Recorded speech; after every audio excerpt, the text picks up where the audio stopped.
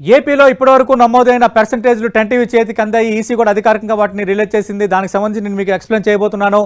ఆంధ్రప్రదేశ్ సంబంధించి 1 గంట వరకు 36% నమోదైంది. ఉదయం నుంచి కూడా భారీ సంఖ్యలో ఓటర్లు బారులు తీరిన పరిస్థితుల్లో 1 గంట అంటే మొదటి 5 గంటల్లో 36% నమోదైంది. ఇంకా కరెక్ట్గా ఇక్కడ నుంచి 5 గంటల సమయం ఉన్న నేపథ్యం 5 గంటలు ఎంత నమోదు కాబోతుందన్న లెక్కల్లో పార్టీలు తలమునకలై ఉన్నాయి. ఎందుకంటే ఓటింగ్ పర్సెంటేజ్ కూడా అత్యంత కీలకం కాబట్టి, ఓటింగ్ పర్సెంటేజ్ అనేది జయాపజయాలను డిసైడ్ చేస్తుంది కాబట్టి 36% ఇప్పటివరకు నమోదైన నేపథ్యంలో ఈ 5 గంటల్లో ఏం జరగబోతుందన్న అంచనాలో పార్టీలు లెక్కలు వేసుకుంటున్నాయి.